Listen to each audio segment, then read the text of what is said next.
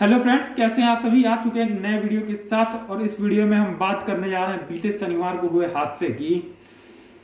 मैंने इससे पहले भी उस पर एक वीडियो बना दिया है। अगर आपने उस वीडियो को नहीं देखा तो उसको देख लीजिए। आज मैं इस वीडियो में आपको बताने जा रहा हूं कि अब तक पुलिस ने और एमएसडी ने क्या क्या कार्रवाई की है, नगर निगम ने क्या क्या कार्रवाई की है, इन सभी चीजों के बारे में हम आपको जानकारी देंगे। बीते शनिवार को हुआ एक ऐसा हादसा जिस वजह से पूरा देश एकदम परेशान है और सदमे में है। देश के कोने कोने से बच्चे जाते हैं दिल्ली में आईएएस की तैयारी करने के लिए, और ऐसे में बीते शनिवार को लगभग 35 बच्चे जो कि राव आईएएस कोचिंग में बैठ के लाइब्रेरी में पढ़ाई कर रहे थे कि अचानक उनका लाइब्रेरी जो कि बेसमेंट में बना है और बाहर जो कि रोड पे हर तरफ पानी पानी भर गया था, जिस वजह से वहां से एक तेज एसयूवी गुजरती है, जिसकी वजह से प्रेशर इतना ज्यादा पड़ता है पानी में कि वो पानी खुद तेज प्रेशर लगाती है दरवाजों पे और जंगलों पे, और जो जंगले और दरवाजे शीशे के बने से वो टूट जाते हैं और हर हरा के हर तरफ से पानी पानी आने लगता है उसमें। उस बेसमेंट के लाइब्रेरी में कोई भी इमरजेंसी एग्जिट नहीं था। ऐसे में एक रास्ता आने का, एक रास्ता जाने का था, जिस रास्ते से पानी खुद तेज आने लगा और भरने लगा, जिस वजह से वहां भगदड़ की स्थिति मच गई। 35 में से कई बच्चे तो निकल गए मगर 3 बच्चे फंस गए और वहां पे उनकी मौत हो गई। पुलिस को भी फोन किया गया और फिर कई लोगों को फोन किया गया। लगभग 15-20 मिनट बाद आए और उन्होंने भी बहुत सर्च किया। रात के 1-1, 2-2 बजे तक सर्च किया, तब जाके वो 3 बच्चों की बॉडी बरामद हुई। एक बहुत ही दुखद विषय है। इस पे कार्रवाई बहुत तेज हो गई है। अब तक उसके मालिक, उस coaching institute, Rao coaching institute के मालिक तथा सब कोऑर्डिनेटर को हिरासत में ले लिया गया, जो कि अभिषेक जी हैं और डीपी सिंह जी हैं। दोनों जने को हिरासत में ले लिया गया है और उनके ऊपर कार्रवाई हो रही है। साथ ही साथ हर तरफ वहां पे कहीं रोड खना जा रहा है, कहीं पे ड्रेनेज सिस्टम सही किया जा रहा है। अरे आपको ये नहीं पता था कि मानसून आने वाला है, मानसून से पहले ये सब चीजें करवाई जाती हैं। अब जब बच्चे मर गए तो उसके बाद अब ये सब आप करवा रहे हैं। बताइए इसमें किसकी गलती है और क्यों ऐसा हुआ। अब पहले से आपको तैयार रहना चाहिए। बाद में जांच करने पे यह पता चलता है कि उस बेसमेंट में स्टोर हाउस होना चाहिए, तो उस बेसमेंट में आप लोग ने लाइब्रेरी बनवा दिया था। यह सब जांच जब तेज हुई तो इसके गिरफ्त में कई सारी कोचिंगें आने लगी।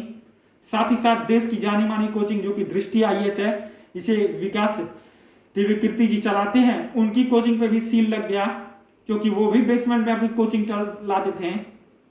वहां के बच्चों की माने तो बच्चे एकदम गुस्सा हैं। बच्चे बता रहे हैं कि वहां का सिस्टम इतना खराब है कि वहां नीचे हम लोग को पढ़ना रहता था नीचे बेसमेंट पे, वहां कभी कॉकरोच निकलता, कभी छिपकली निकलता, गटर की बदबू आती थी, कैसे उसमें पढ़ेगा एक बच्चा जो कि 2-3 लाख रुपया एडमिशन फीस देता है वहां आईएएस की तैयारी करने के लिए। 55,000 रुपया वहां का पर सब्जेक्ट फीस रहती है। साथ ही साथ उसके बाद हॉस्टल जो कि 20,000-30,000 रुपया महीना रहता है। ऐसे में साल भर का 20,000 के हिसाब से तो 2,40,000, ये 3 लाख एडमिशन फीस, 3 लाख और 2,40,000 हो गया तो 5,40,000। उसका खाने का अलग से मान लीजिए साल भर का खाने का 1 लाख रुपया लग रहा है, 6,40,000 रुपया तो यही हो गया। एक बच्चा वहां जाता है, ये 6 लाख 7 लाख रुपया वहां खर्च करता है और उसको फैसिलिटी के नाम पे क्या मिलता है कि वो गटर के पानी में डूब के मर जाता है। ये कहां का न्याय है, ये कहां का सिस्टम है। ये पूरा सिस्टम ही खराब है एक तरह से। वो 3 बच्चे श्रेया, तान्या और नवीन जो मरे, उनके घर वालों को 10 लाख का मुआवजा दिया जा रहा है। 10 लाख रुपया माने आज के टाइम पे क्या, अरे 6-7 लाख रुपया तो वो खुद ही लगाए थे वहां पढ़ने के लिए। उनके माँ बाप पे क्या बीतेगी, उनके माँ बाप का जीवन कैसे कटेगा। उनके माँ बाप जो अपने बच्चों के लिए इतना किया था कि बच्चे किसी लायक हो जाएंगे तो अपने माँ बाप को संभालेंगे, अब उनका क्या। वो ओझा सर जो बच्चों की हर चीज के लिए आगे आ जाते थे, मदद करते थे, वो कहते थे कि हम अगर बच्चों के लिए एमपी पे गोली चलवानी पड़े या एमएलए पे गोली चलवानी पड़े तो हम गोली चलवा देंगे नेताओं पे। वो ओझा सर आज 3 दिन हो गया, 3 दिन से गायब है। ना ट्विटर पे दिख रहे हैं, ना इंस्टाग्राम पे दिख रहे हैं, जैसे कि कोई ओझा सर थे ही नहीं। हर छोटी छोटी मुद्दा पे बड़ी बड़ी बात करने वाले ओझा सर आखिर हैं कहां। दृष्टि आईएएस के मालिक विकास दिव्यकीर्ति जी कहां हैं। दिल्ली का कोई भी टीचर इस बात पे कोई जिक्र, कोई कुछ नहीं कह रहा है, जैसे कि सारे लोग ने मौन धारण कर लिया एक ही बार में। क्यों, आखिर ऐसा क्यों। आइए बोलिए, अब आप लोग नहीं बोलेंगे। छोटी छोटी चीजों पर तो आप दिखाते कि आप बच्चों के साथ है, आप बच्चों के लिए ये कर देंगे, आप बच्चों के लिए वो कर देंगे, अब क्यों नहीं बोल रहे हैं? बच्चे जो कि कई दिन से धरने पे बैठे, 3 दिन से आज धरने पे बैठे हैं, सुबह से शाम रात, लेकिन एक भी टीचर वहां धरने पे नहीं गया। ना विकास दिव्यकीर्ति जी गए, ना अवध ओझा सर गए। दिखाने के टाइम तो सारे लोग कहते कि हाँ हम बच्चों के साथ, हम बच्चों के लिए ये कर देंगे, बच्चों के लिए वो कर देंगे। अब कोई बच्चों के साथ नहीं है। वही राव स्टडी सर्किल, वही राव का कोचिंग है, लेकिन वो राव का कोचिंग गलत होने के बावजूद, बेसमेंट में लाइब्रेरी होने के बावजूद, जो कि इलीगल है, बेसमेंट में लाइब्रेरी नहीं, बेसमेंट में होना चाहिए था स्टोर हाउस, जबरदस्ती बेसमेंट में लाइब्रेरी बनवा दिया गया। ऐसे में तो बिल्डिंग ही तोड़ के गिरा देनी चाहिए राव कोचिंग की, लेकिन नहीं, हम बिल्डिंग नहीं तोड़ेंगे, राव कोचिंग के आगे की रोड को तोड़ेंगे। क्यों भाई? रोड तोड़ने से क्या रोड ही पे बच्चे मरे थे? कि उस बिल्डिंग में मरे थे जो कि इलीगल तरीके से बनी और सब हुआ है? वो रोड तो हमारे और जनता के पैसे का बना हुआ था। वो रोड तो उन्हीं स्टूडेंट के बच्चों के टैक्स के पैसे का बना था, जिनके माँ बाप टैक्स भरते हैं। वो रोड आपका हमारे पैसे से बना था, तो वो रोड तोड़ने का क्या मतलब है? ये सब दिखावा करने का क्या मतलब है?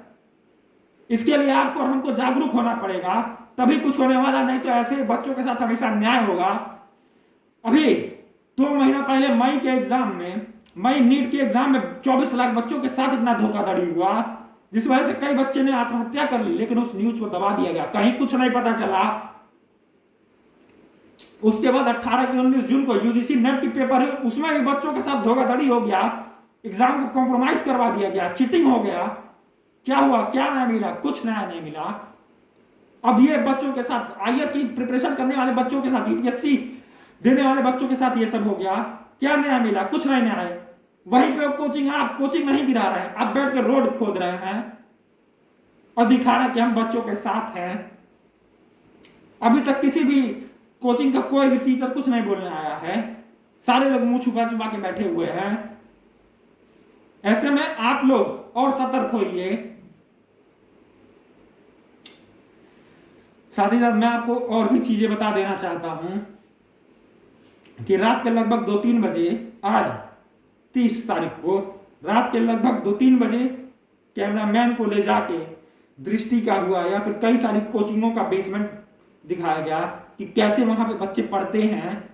बच्चों ने बताया कि उनको बहुत तकलीफ है, वो 2-2 लाख 3-3 लाख रुपया जमा करते हैं, उसके बाद उनको सड़ी गली जगह पे बैठा दिया जाता है, जहां पे सीलन और गटर की बदबू आती है, जहां पे कभी कॉकरोच, कभी छिपकली, तो कभी कुछ निकलता है, कभी सांप निकलता है। साथ ही साथ कई बार टीचरों से कंप्लेन करने पर टीचर उस पर कोई एक्शन नहीं लेते हैं, मोटा पैसा वसूलने के लिए तो सब आ जाते हैं। ऐसे में कोचिंग माफिया के ऊपर एक बहुत बड़ी कार्रवाई होनी चाहिए, जिससे उनको सबक मिले कि बच्चों के साथ गलत करना ठीक नहीं है।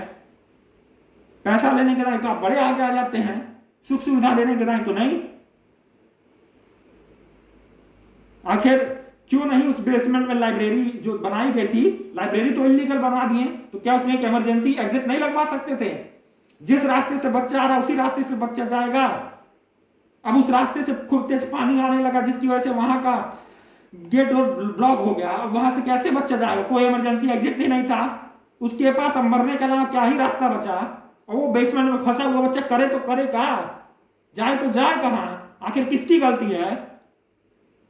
ऐसे में आपको सतर्क होना चाहिए, आप लोगों को जागरूक होना पड़ेगा, नहीं तो ऐसे ही तरह तरह के सारे लोग मर जाएंगे और सारे लोग इसी तरह, नगर निगम के और सारे लोग इसी तरह, कोई कुछ नहीं करने वाला, हाथ पे हाथ धरे रख के बैठे रहेंगे। अभी कुछ दिन पहले आग लगा था वहां दिल्ली के एक कोचिंग में, कोई एक्शन कुछ नहीं। कुछ दिन के लिए थोड़ा बहुत कुछ किया गया, 1-2 कोचिंग बंद किया गया, फिर से 1 महीने बाद वो सारी कोचिंग चलने लगी। अभी देखिए, अभी सील लगा है किस पे? तो दृष्टि आईएएस कोचिंग पे सील लगा है। इसी तरह 1-2 और कोचिंग है जिस पे सील लगा दिए हैं, लोग बंद कर दिए। अभी 1-2 महीना बीतने तो दीजिए आप, फिर से वो सब कोचिंग धड़ल्ले से चलेगी, फिर बेसमेंट में फिर लाइब्रेरी चलेगी, जो कि सब इलीगल है, लेकिन कोई कुछ नहीं करने वाला, क्योंकि सारी मिलीजुली सरकार है, हर तरफ भ्रष्टाचार और करप्शन है। इसी के साथ आप लोग थोड़ा जागरूक होइए।